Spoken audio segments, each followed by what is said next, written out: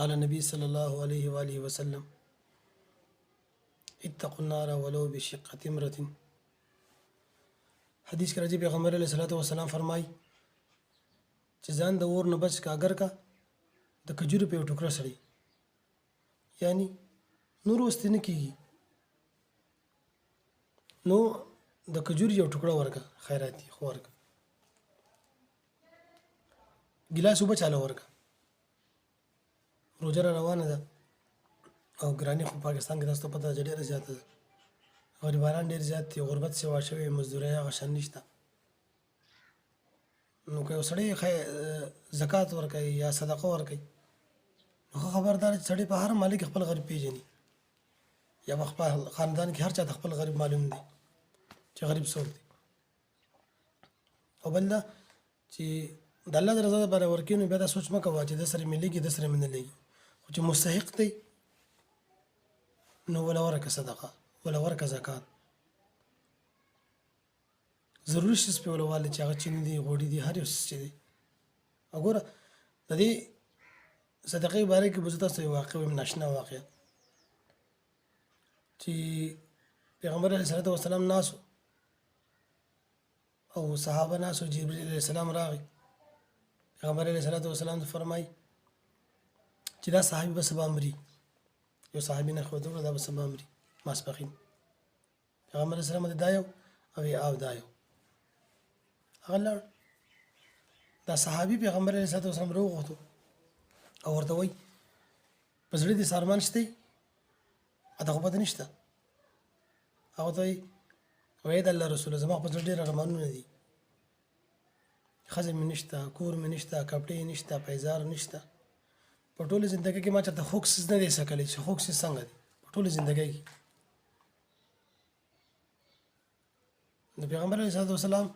حضرت عثمان رضی الله تعالی عنه حکم وکړو چې دله کور په نننۍ ورځ کې برابر کړي کور واده ولې وکړي نوې کپړې نوې پیزار نوې هر یو څیز ولواله خو نن ورځي د نن نه باندې اړوي صحابو هر څیز له برابر کور له برابر کو واده ولو کپړې هر یو څیز له برابر کو حضرت عثمان ته پیغمبر علیه الصلاۃ والسلام فرمایي چې الوا ولا بخښه وراوړه ولا خوږه الوا ولا بخښه الوا وکړ راوړه دغه نه پس په سبا باندې پیغمبر علیه الصلاۃ والسلام یو صحابي ته وایي بل صحابي ته چې د کور مخ ته راوړه چې کله د کور نه د جړا आवाज واورد بیا ماته وي او ته وي ښه صحابي ته وی راته وی کې مسپخین شو مازیګر شو صحابي خو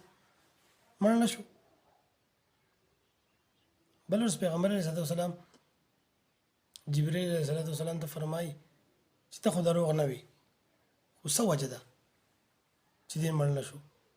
حالانکه تاسو وایئ چې د ماسپخین مري نو جبرئیل علیه السلام ته فرمایي وایي کله چې دوکره حضرت عثمان رضی الله عنه الوا راوړه کنه په دغه ټینګ چې وروډه به आवाज وکړو چې د الله په نامه سره راوړئ که ستاسو کره صحیح دې صحابي حق لوښی راواخیست الوا هغه کوم چې محتاج غریب بار اواز کړی وغلی ورکړو نو دغه صدقې د وجې نه الله رب العزت دله ژوند ورکړو مرګ یې لرې کړو مرګ دې لرې شو او د پیغمبر اعظم په دور کې جم دیو د حضرت ابوبکر صدیق په دور کې جم دیو د حضرت عمر رضی الله دور پر رسیدلی دی دور ژوند له الله ورکړو څه وجې نه د صدقې د وجې نه نو صدقه وکړئ د الله د رضا لپاره د هر غریب سره لاس واړوئ کومک ورسره وکړئ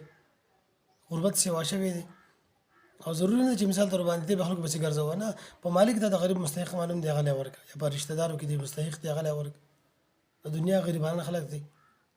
هر مالک هر سړي ته پته چې دا غریب دی دې ته مه ګوره چې دا سړی ښه دی او دا سړی بد دی خو چې مستحق دی ورکوله تا ته پته ده چې سړي ستا سره لږي پورې سره نه لږي که ستا خوښ دی که ستا نه دی خو چې مستحق دی نو ولې د الله درته لپاره صدقه ورکوي خیرات ورکوي خو لیکن داسې کس له چې مستحق